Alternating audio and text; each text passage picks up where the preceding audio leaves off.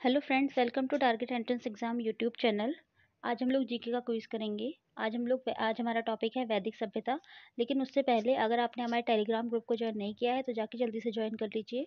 इस सेशन की पीडीएफ आपको टेलीग्राम ग्रुप पे मिलेगी। इसके अलावा मॉर्निंग 10 AM और इवनिंग 6 PM को क्विजेज होते हैं जो कि आपकी प्रिपरेशन को बहुत ज़्यादा हेल्पफुल बनाएंगे। टेलीग्राम का जो लिंक है आपको डिस्क्रिप्शन में मिल जाएगा। इसके अलावा यूपीबीएड एंट्रेंस 2022 सर्च करके भी आप टेलीग्राम पर हमारा ग्रुप ज्वाइन कर सकते हैं।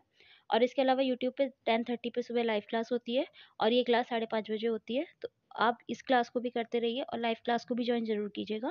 चलिए अपना पहला क्वेश्चन आज करते हैं। इनमें से किस फसल का ज्ञान वैदिक काल के लोगों को नहीं था?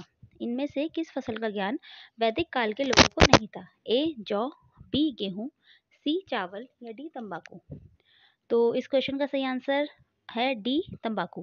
आप लोग भी अपने आंसर कमेंट में करते रहिए। इसके अलावा आप लोग एंड में जाके आप खुद सर्च कर सकते हैं कितने क्वेश्चन आपके सही हुए हैं या नहीं हुए हैं, जिससे आपको पता लगेगा आपकी प्रिपरेशन कैसी चल रही है। एंड में कमेंट में जाके आप जरूर लिखिए कि कितने क्वेश्चन आपके सही गए या नहीं गए।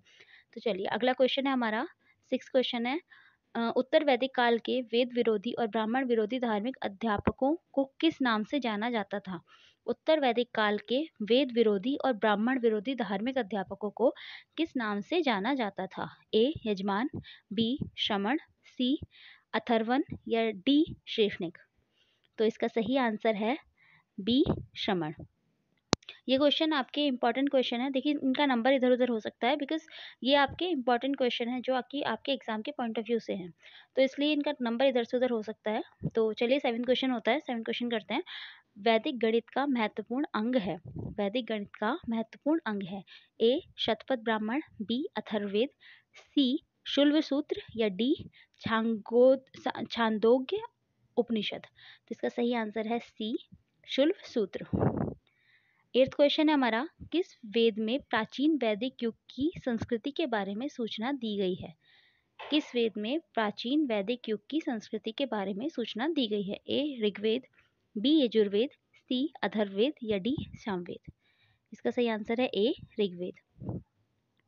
चलिए अगला क्वेश्चन है हमारा 9th क्वेश्चन।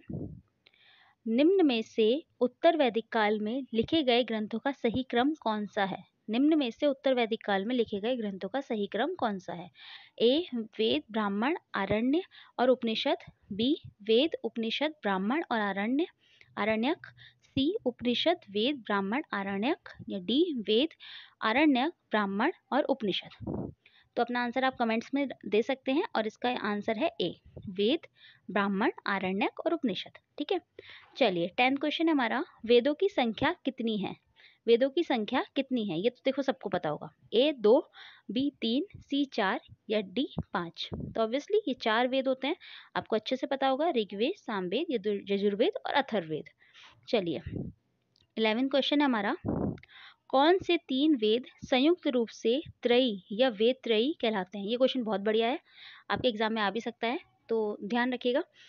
निम्न में से कौन से वेद संयुक्त रूप से त्रयी या वेद त्रयी कहलाते हैं? ए ऋग्वेद यजुर्वेद सामवेद, बी ऋग्वेद यजुर्वेद अथर्ववेद, सी ऋग्वेद सामवेद अथर्ववेद या डी यजुर्वेद सामवेद अथर्ववेद। देखिए सारे क्वेश्चन एक जैसे लगेंगे लेकिन बस इसका थोड़ी बहुत अंतर होगा, तो आपको सही आंसर पता होना चाहिए। और एक बार अपना आंसर, अगर आप श्योर हैं तो एक बार सही से देख लीजिए कि आपने आंसर सही लगाया भी है या नहीं लगाया।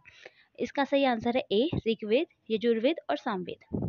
चलिए 12th क्वेश्चन है हमारा, भारत के राजचिन्ह में प्रयुक्त होने वाले शब्द सत्यमेव जयते किस उपनिषद से लिए गए हैं? भारत के राजचिन्ह में प्रयोग होने वाला शब्द सत्यमेव जयते किस उपनिषद से लिया गया है?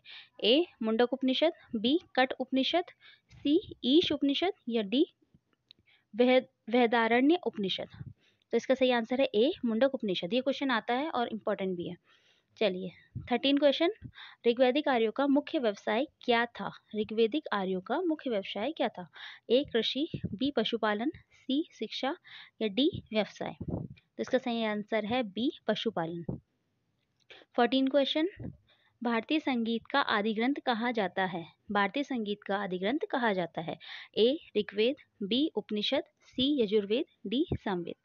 चलिए आप लोग आंसर भी देते रहिए। तो इसका सही आंसर है डी सामवेद। 15 क्वेश्चन, प्रथम विधि निर्माता कौन है? प्रथम विधि निर्माता कौन है?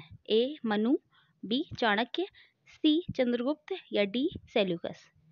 तो इसका सही आंसर है ए मनु। मनु प्रथम विधि निर्माता हैं। 16 कृष्ण भक्ति का प्रथम और प्रधान ग्रंथ है। कृष्ण भक्ति का प्रथम और प्रधान ग्रंथ है। ए महाभारत, बी श्रीमद् भागवत गीता, सी गीत गोविंद या डी इनमें से कोई नहीं? तो इसका सही आंसर है बी श्रीमद् भागवत गीता।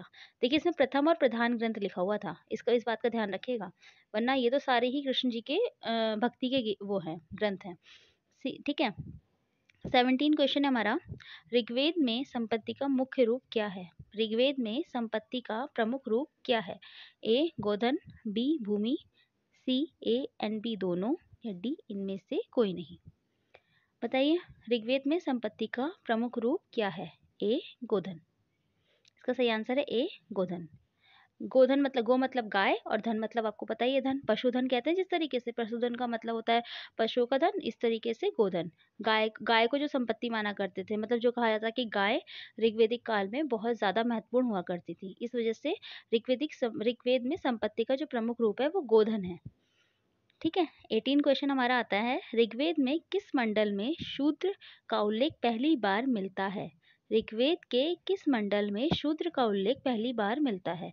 ए 7वें, बी 8वें, सी 9वें या डी 10वें? शूद्र का उल्लेख मिलता है आपके 10वें मंडल में। 19 क्वेश्चन, पुराणों की संख्या कितनी है? पुराणों की संख्या कितनी है? ए 18, बी 19, सी 20 और डी 21? तो इसका सही आंसर है ए 18।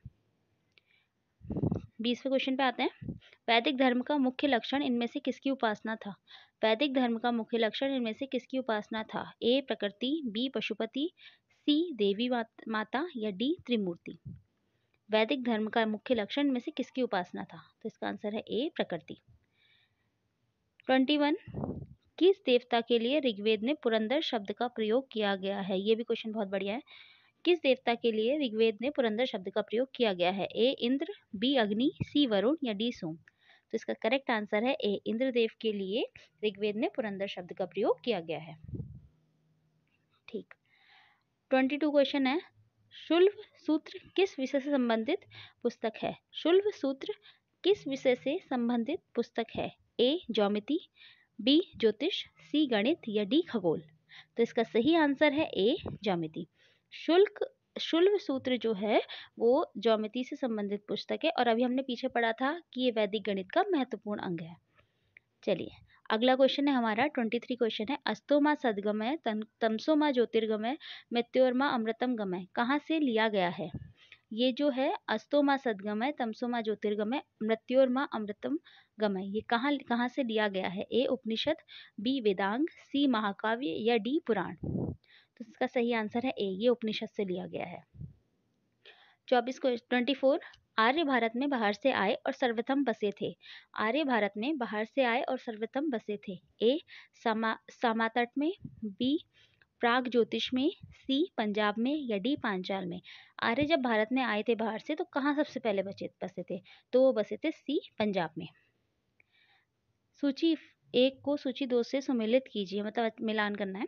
सूची ए जिसमें हमारे वेद वगैरह दिए हुए हैं और बी यज्ञकर्ता दिए हुए हैं। तो हड़प्पा जो है, अच्छा हड़प्पा सभ्यता ये हमारी रावी नदी के किनारे थी, तो इसका संबंध रावी से होता है। ऋग्वेद में होत्र, यजुर्वेद अर्धवायु, सामवेद उद्गाता और डी अथर्ववेद ब्रह्मा। अथर्ववेद में ब्रह्मा जी का जिक्र है। मतलब ये जो हमारे वेद दिए गए हैं या इधर जो भी सभ्यता दी हुई है, वेद दिए हुए हैं, इनके सामने जो चीज़ें दी हुई है इनका संबंध किससे है? जैसे हड़प्पा का हमारी रावी नदी से है, ऋग्वेद का होत्र होता या होत्र से है, इस तरीके से अथर्ववेद का ब्रह्मा जी से है, इसे ब्रह्मा जी का इसमें जिक्र है। तो आपको ये बताना है कि कौन सी चीज़ कहाँ मैच कर रही है। तो इसका सही 1 2 3 4 कहाँ पर है? ए इसका सही आंसर है। ए सही आंसर है इसका 1 2 3 4। 26 क्वेश्चन, चलिए ये आज आपका लास्ट क्वेश्चन है, ये आपका लास्ट क्वेश्चन था आज का। तो इसी के साथ हम सेशन को ख़त्म करते हैं, लेकिन उससे पहले आप ये बताइएगा कमेंट में कि आपके कितने क्वेश्चन सही थे और कहाँ आपको दिक्कत लगी, कहाँ आपको अपने क्वेश्चंस आपको खुद ही पता लग गया होगा कि कहाँ आपके क्वेश्चंस गलत हो रहे हैं। तो बस अपनी तैयारी करते रहिए और ऐसे ही क्वेश्चंस की प्रैक्टिस करते रहिए, एग्जाम तक आपके बहुत अच्छे मार्क्स के लिए प्रिपरेशन हो जाएगी।